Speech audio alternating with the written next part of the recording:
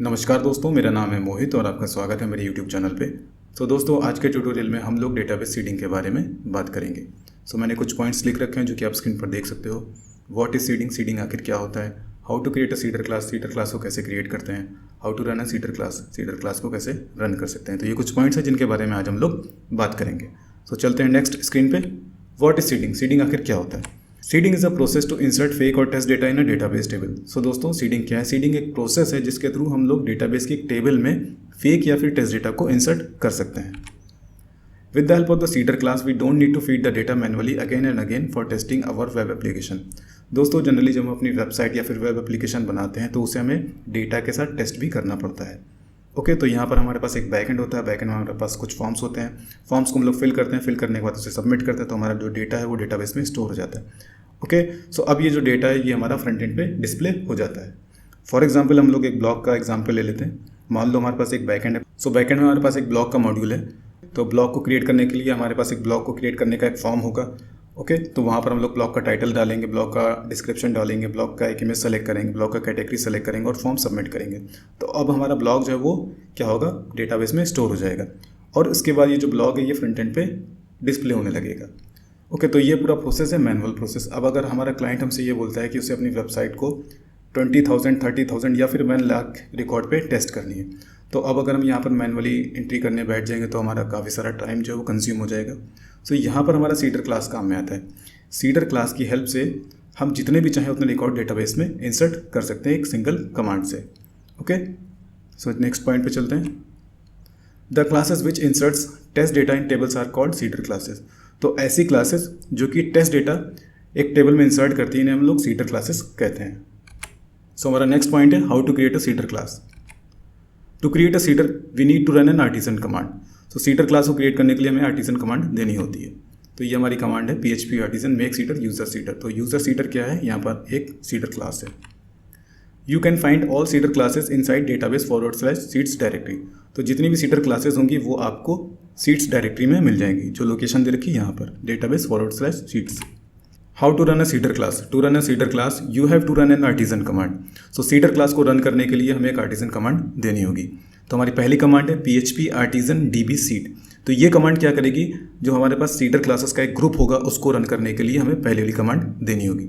अब अगर हम लोग एक स्पेसिफिक सीडर क्लास को रन करना चाहते हैं तो उसके लिए हमें नीचे वाली कमांड देनी होगी PHP artisan DB seed class equals to user seeder. तो अगर आप एक स्पेसिफिक सीडर क्लास को रन करना चाहते हैं तो आप नीचे वाली कमांड देंगे। तो नेक्स्ट है डेटाबेस सीडर क्लास। दोस्तों, हमारे पास एक डेटाबेस सीडर क्लास होती है और उसके अंदर एक मेथड होता है जिसका नाम होता है रन। और रन के हम लोग जैसे नीचे दे रखा है दिस कॉल, और उसके अंदर हम लोग एरे की इंडेक्सेस पे सीडर क्लासेस को 1 by 1 डिफाइन करते हैं। तो अब अगर हम लोग ऊपर वाली कमांड देंगे PHP आर्टिजन DB सीड, तो यहाँ पर जितने भी मैंने यहाँ पर सीडर क्लासेस दे रखे हैं तो ये सारे सीडर क्लासेस 1 by 1 रन हो जाएंगे। आई होप आपको एक ओवरव्यू मिल गया होगा कि सीडर क्लासेस क्या होता है और ये कैसे रन करती है। दोस्तों, अब इसे प्रैक्टिकली करके देख लेते हैं। और मेरे पास एक एग्जिस्टिंग प्रोजेक्ट पड़ा हुआ है लारावेल का, और जिसको मैंने रिसेंटली अभी बनाया था, तो उसको ही हम लोग यूज़ करेंगे। दोस्तों, रिसेंटली मैंने लारावेल 9 पर एक क्रैड बनाया था जिसका नाम है सिंपल लारावेल 9 क्रैड इन हिंदी। तो आज हम लोग इसी प्रोजेक्ट का यूज़ करेंगे सीडिंग को समझने के लिए। और अगर आप लोग ये वीडियो देखना चाहते हो तो ये वीडियो आप लोग फॉलो कर सकते हो। तो अभी एक काम करते हैं, वो मैं प्रोजेक्ट दिखा देता हूँ। तो ये प्रोजेक्ट 5 है जिसके अंदर मैंने ये लारावेल 9 वाला क्रैड बनाया था। तो पहले इस प्रोजेक्ट को CMD में ओपन करके इसको रन कर लेते हैं। CMD लिखेंगे तो ये मैं अपनी प्रोजेक्ट डायरेक्टरी में हूँ। और अब यहाँ पर मैं लिखूँगा PHP आर्टिजन सर। तो ये 8000 पोर्ट पे प्रोजेक्ट स्टार्ट हो जाएगा। तो 8000 पोर्ट पे ये प्रोजेक्ट स्टार्ट हो गया है। तो यहाँ पर लिख लेते हैं लोकल होस्ट 8000। और इसके बाद यहाँ पर लिखना होगा एम्प्लॉयज़। तो ये एम्प्लॉयज़ की लिस्टिंग आ गई है। और डेटाबेस भी ओपन कर लेते हैं लोकल होस्ट PHP माई एडमिन। और ये प्रोजेक्ट 5 वाला जो डेटाबेस है ये मैं यूज़ कर रहा हूँ। और एम्प्लॉयज़ वाली टेबल जो है ये हमारी टेबल है जिसमें हमारे रिकॉर्ड्स हैं एम्प्लॉयज़ के। तो ये रिकॉर्ड्स हैं इसमें। और अब एक काम करते हैं, अपने प्रोजेक्ट को VS कोड में भी ओपन कर लेते हैं। तो यहाँ पर लिखना होगा CMD और यहाँ पर लिखेंगे कोड डॉट, तो ये मेरा प्रोजेक्ट जो है VS कोड में ओपन हो जाएगा। ओके, तो मेरा प्रोजेक्ट VS कोड में ओपन हो गया है, ये देखिए। ओके, अब क्या करेंगे, एक पहले सीडर क्लास बनाएंगे। तो सीडर क्लास बनाने के लिए CMD में आना होगा। यहाँ पर हम लोग लिखेंगे PHP आर्टिजन मेक सीडर, और सीडर का नाम हमारा होगा एम्प्लॉय सीडर। ओके, तो हमारा एक सीडर क्लास क्रिएट हो जाएगा। तो क्रिएट हो चुका है, देख लेते हैं इसको। तो ये देखो सीडर्स के अंदर एम्प्लॉय सीडर। ओके, तो इसके रन मेथड में यहाँ पर हम अपना इंसर्ट वाला जो कोड है वो लिखेंगे। तो हमारे मॉडल का नाम है एम्प्लॉय। ओके, और यहाँ पर लिखना होगा न्यू,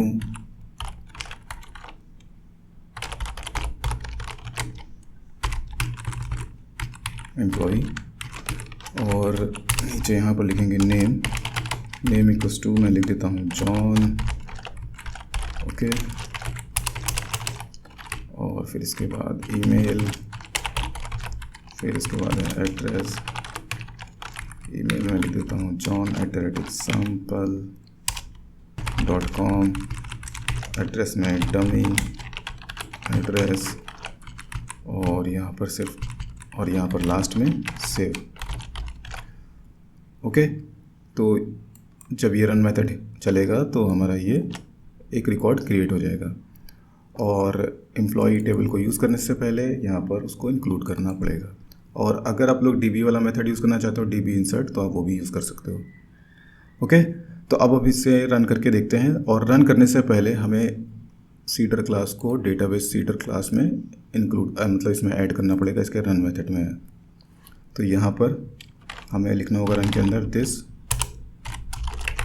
कॉल, और कॉल के अंदर एरे में यहाँ पर हम अपनी सीडर क्लास को देंगे एम्प्लॉय सीडर। Okay, class. तो अब जब हम एक कमांड देंगे PHP आर्टिजन DB सीड, तो हमारा ये एम्प्लॉय सीडर जो है वो रन हो जाएगा। अब यहाँ पर अगर हम लोग एक से ज़्यादा सीडर क्लासेस भी देंगे तो 1 बाय 1 सारे सीडर क्लासेस यहाँ पर रन हो जाएंगे। ओके, तो अब एक बार रन करके देखते हैं। तो यहाँ पर लिखना होगा हमें PHP आर्टिजन DB सीड, तो सीडर रन हो चुका है, डन। अभी यहाँ पर रिफ्रेश कर लेते हैं, तो ये देखो एक रिकॉर्ड क्रिएट हो गया। दोस्तों, अब अगर आपको एक से ज़्यादा रिकॉर्ड चाहिए तो क्या करोगे? तो एक से ज़्यादा रिकॉर्ड क्रिएट करने के लिए यहाँ पर फॉर का यूज़ कर सकते हैं हम लोग, फॉर लूप का। ओके, तो यहाँ पर आई लेस देन, मान लो मुझे क्रिएट करने हैं 5 रिकॉर्ड, तो मैं यहाँ 5 लिख दूँगा। ओके, और यहाँ पर मैं इतना कोड दे दूँगा फॉर लूप के अंदर। और जैसे यहाँ पर अब मैं एक ही जने के रिकॉर्ड क्रिएट नहीं करना चाहता, मैं रैंडम रिकॉर्ड क्रिएट करना चाहता हूँ, तो यहाँ पर मैं str लाइब्रेरी का यूज़ करूँगा और str रैंडम यहाँ पर लिखूँगा। ओके, str रैंडम, और यहाँ पर लेंथ मैं दे देता हूँ जैसे कि 5 कैरेक्टर्स का मुझे नेम चाहिए। ओके, और इसके बाद यहाँ पर इस तरह से मैंने ईमेल ले लूँगा, 6 कैरेक्टर्स का ईमेल हो जाएगा हमारा। ओके, और फिर मैं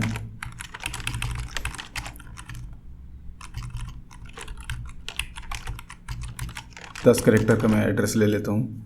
ओके, तो अब ये क्या करेगा, हमारे पास 5 रिकॉर्ड जो है वो क्रिएट हो जाएंगे। जब ये फिर से मैं सीडर क्लास चलाऊँगा तो 5 और रिकॉर्ड क्रिएट हो जाएंगे। तो एक बार चला करके देखते हैं। ओके, कोई प्रॉब्लम है? अच्छा, str नॉट डिफाइंड, तो यहाँ पर हमें str को डिफाइन करना होगा। हूँ ओके, ये डायरेक्टली सपोर्ट के अंदर। तो अभी रन करके देखते हैं PHP आर्टिजन DB सीड, तो रन हो चुका है। तो आई थिंक हमारे 5 रिकॉर्ड डेटाबेस में क्रिएट हो जाने चाहिए। तो 53 लास्ट रिकॉर्ड इंसर्ट हुआ था। तो अभी देखो 53 के बाद 54, 55, 56, 57, 58, तो ये कुछ ऐसा आ रहा है। ओके, तो हम लोग इस तरह से कितने भी रिकॉर्ड चाहें उतने रिकॉर्ड क्रिएट। अब अगर आपको एक स्पेसिफिक एक सीडर क्लास चलानी हो तो यहाँ पर क्या कमांड दोगे? तो अगर एक स्पेसिफिक सीडर क्लास चलानी हो तो उसको हम लोग यहाँ पर लिखते हैं PHP artisan, okay, PHP artisan DB seed, और यहाँ पर class equals to employee seeder, okay, हो गया। सीडिंग यहाँ पर चल चुका है। तो लास्ट रिकॉर्ड यहाँ पर था 58, तो अब यहाँ पर 5 और रिकॉर्ड क्रिएट हो जाने चाहिए। तो और 5 रिकॉर्ड क्रिएट हो चुके हैं, ओके। तो यहाँ पर हमारा सीडिंग जो है प्रॉपरली वर्क कर रहा है। अब अगर हमें ये रिकॉर्ड कुछ इस तरह से चाहिए, जैसे ये प्रॉपर नेम आ रहे हैं, प्रॉपर ईमेल आ रहे हैं और ये प्रॉपर एड्रेस आ रहा है, तो यहाँ पर हम लोगों को क्या करना होगा, एक फेकर लाइब्रेरी होती है, उसे हम लोग को यूज़ करना होगा। तो उसको यूज़ करने के लिए बस यहाँ पर सिंपल उसके जो मेथड्स हैं उनको कॉल करना होता है। तो यहाँ पर लिखना होगा फेक, ओके, और फेक में नेम, ठीक है। तो बहुत सारे इसके प्रॉपर्टीज़ होती हैं, जैसे नेम है, एड्रेस है, कंट्री है, स्टेट है, सिटी है, ओके। तो बहुत सारी ऐसी यहाँ पर प्रॉपर्टीज़ होती हैं जिसको हम लोग यूज़ कर सकते हैं। तो यहाँ पर मैं लिख देता हूँ फेक ईमेल, ओके, और सेफ ईमेल भी होता है। तो फेक सेफ ईमेल हो गया, और इसके बाद हमारा हो गया एड्रेस, हम लोग ले लेते हैं फेक एड्रेस, और ये इस तरह से होगा। आई थिंक ये मेथड नहीं होगा, ओके। अब इसे रन करके देखते हैं, तो 5 और रिकॉर्ड क्रिएट हो जाएंगे। सीडिंग हमारा कंप्लीट हो गया। तो अब एक प्रॉपर नेम और प्रॉपर एड्रेस यहाँ पर आएंगे। देखो ये अब यहाँ पर प्रॉपर नेम जो है वो आ चुके हैं। पहले तो मैंने strrand यूज़ करा था, अभी मैं फेक वाली लाइब्रेरी यूज़ कर रहा हूँ। तो देखो नेम हमारे प्रॉपर आ रहे हैं, ईमेल हमारा प्रॉपर आ रहा है, एड्रेस भी जैसा नॉर्मल होता है वैसा यहाँ पर एड्रेस आ रहा है। और यहाँ पर जितने भी रिकॉर्ड आप क्रिएट करना चाहो तो क्रिएट कर सकते हो। मान लो मैं यहाँ पर दे देता हूँ 100 रिकॉर्ड्स में क्रिएट। पहले एक काम करता हूँ, और एक काम यहाँ पर कर सकते हैं कि अब मान लो मैं चाहता हूँ कि मैं सारे रिकॉर्ड जो है वो डिलीट करना चाहता हूँ, मतलब पूरा जो डेटाबेस है उसको मैं रीसेट करना चाहता हूँ कि जितने भी हमारे पास रिकॉर्ड्स हैं वो सब रीसेट हो जाएं और स्टार्टिंग से पूरा डेटा जो है वो इंसर्ट हो। तो अभी हमें जाना होगा कमांड लाइन में, और कमांड लाइन में अपने प्रोजेक्ट के अंदर यहाँ पर हम लोग लिखेंगे PHP आर्टिजन माइग्रेट फ्रेश। तो ये क्या कमांड क्या करेगा कि हमारे पास जितने भी टेबल हैं उन सबको ड्रॉप करेगा, फिर से टेबल को क्रिएट करेगा, ओके। तो ये देखो सारी टेबल्स इसने क्या करी, preparing database, creating migration table. सबसे पहले तो इसने ड्रॉप करा, देखो ड्रॉप ऑल टेबल्स, फिर डेटाबेस को प्रिपेयर किया, फिर माइग्रेशन जो है वो माइग्रेशन टेबल क्रिएट कराओ, फिर इसके बाद जो डिफ़ॉल्ट माइग्रेशंस होते हैं वाली टेबल यहाँ पर ये उसने क्रिएट किए हैं, ओके। तो अभी रिलोड करेंगे तो देखो ये ब्लैंक हो जाएगा। तो ये सारा रिकॉर्ड जो है वो ब्लैंक हो चुका, मतलब जितनी भी टेबल्स होंगी उस टेबल्स के अंदर जितना भी डेटा होगा वो सब ब्लैंक हो जाएगा, क्योंकि ये सारी टेबल्स फिर से क्रिएट करता है ये कमांड, ओके। तो इतना काम हो गया। अब सीडर हमें रन करना, तो सीडर क्लास को रन करने के लिए यहाँ पर क्या लिखेंगे, PHP artisan DB seed, okay. तो हमारा सीडर रन हो जाएगा। अब इसे रिफ्रेश करेंगे तो यहाँ पर 5 रिकॉर्ड क्रिएट हो जाएंगे। तो देखो 5 रिकॉर्ड बिल्कुल फ्रेश हमारे पास हमें मिल चुके हैं। अब अगर हमें 100 रिकॉर्ड क्रिएट करना है तो यहाँ लिखना होगा, यहाँ पर हम लोग लिख सकते हैं 100, और फिर से यहाँ पर रन करेंगे PHP आर्टिजन DB सीड। तो आई थिंक कुछ ही सेकंड्स में क्रिएट कर देगा 50 रिकॉर्ड्स, ओके। तो क्रिएट हो चुके हैं। रिफ्रेश करेंगे तो यहाँ पर 55 रिकॉर्ड्स हो जाएंगे। सॉरी, आई थिंक मैंने 100 दिया था, तो यहाँ पर 105 रिकॉर्ड क्रिएट हो चुके हैं, 100 + 5 जो पहले के रिकॉर्ड्स हैं, ओके। सो इतना काम हो गया हमारा। अब अगर हमें एक से ज़्यादा सीडर क्लासेस को रन करना होगा तो क्या करना पड़ेगा, तो पहले एक टेबल बना लेते हैं यहाँ पर PHP, उसका एग्जांपल मैं आपको दिखा देता हूँ। PHP आर्टिजन मेक माइग्रेशन, और मैं टेबल का नाम देता हूँ create notes table, okay. Notes नाम की एक मैं टेबल बनाऊँगा। तो ये आई थिंक बन गया होगा माइग्रेशंस में, ये क्रिएट नोट्स टेबल, और यहाँ पर टेबल स्ट्रिंग टाइप की टेबल होगी, टेक्स्ट टाइप की, सॉरी हाँ पैराग्राफ टाइप की, और स्ट्रिंग में मैं इसका फील्ड का नाम दे देता हूँ नेम, ओके। और इसमें एक ही फील्ड रखते हैं, और इसको पहले अब यहाँ पर लिखेंगे PHP आर्टिजन माइग्रेट। तो हमारा नोट्स वाला जो टेबल है वो क्रिएट हो जाएगा। तो ये डेटाबेस में मुझे देखना पड़ेगा सो ये देखो नोट्स वाला टेबल यहाँ पर क्रिएट हो गया है। अभी इसमें कोई रिकॉर्ड नहीं है। तो अब एक काम करते हैं, फिर से टेबल जो है वो फिर से जो डेटाबेस उसको रीसेट कर देते हैं। तो रीसेट करने के लिए यहाँ पर लिखना होगा PHP आर्टिजन माइग्रेट फ्रेश। तो हमारे सारे रिकॉर्ड्स जो है वो फिर से डिलीट हो जाएंगे, मतलब जो डेटाबेस की टेबल्स हैं वो सारी की सारी डिलीट होंगी और डिलीट होने के बाद फिर से क्रिएट होंगी। तो यहाँ पर सब जो है वो डिलीट हो जाना चाहिए। तो देखो यहाँ पर सब डिलीट हो चुका है और नोट्स वाली टेबल में भी कुछ नहीं है। तो अब एक काम करते हैं, नोट्स वाली टेबल के लिए भी एक सीडर क्लास बना लेते हैं। तो यहाँ पर लिखना होगा PHP artisan make seeder, okay.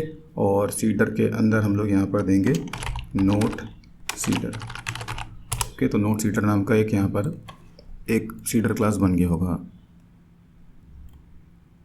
Note seeder, okay. और इसके लिए एक मॉडल भी बना लेते हैं, PHP artisan make model note, okay. तो हमारा मॉडल बन गया। अब हम नोट सीडर, ओके। तो यहाँ पर ये वाला कोड कॉपी कर लेते हैं पूरा इतना, ओके, पेस्ट कर देते हैं। यहाँ पर एम्प्लॉय है, अब हमारे केस में नोट्स में नोट मॉडल हम लोग यूज़ करेंगे। और यहाँ पर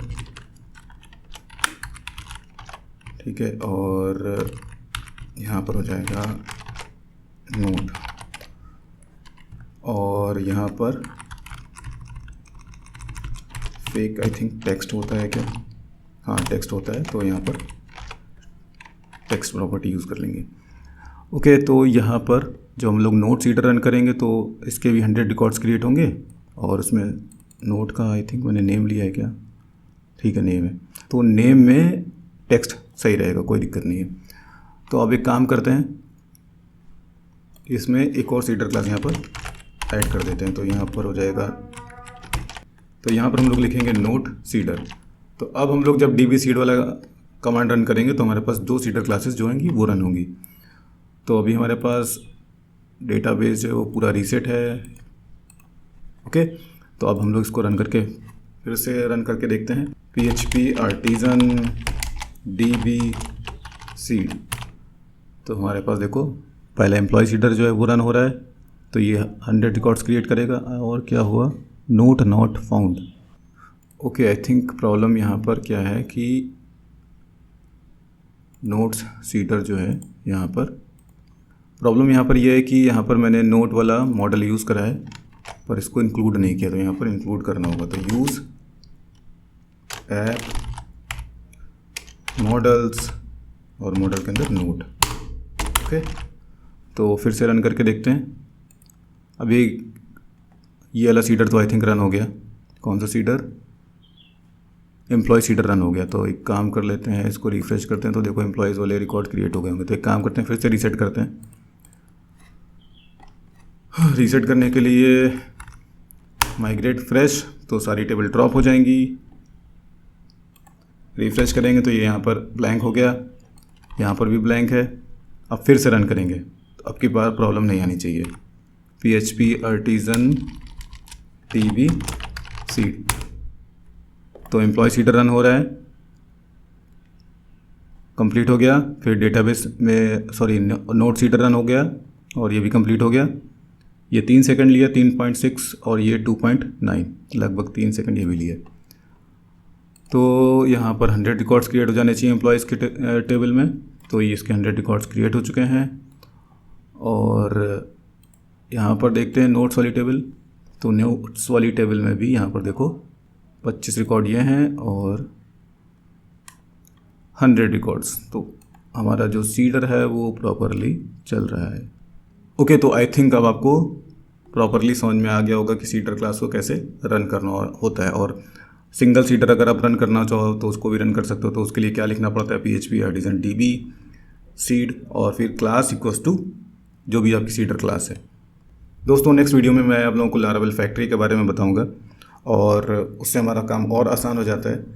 और अगर आप लोगों को ये वीडियो अच्छा लगा तो प्लीज़ आप इस वीडियो को लाइक करिए, कमेंट करिए, शेयर करिए और मेरे चैनल को सब्सक्राइब ज़रूर से ज़रूर कर लीजिए। अभी के लिए bye, thanks and take care.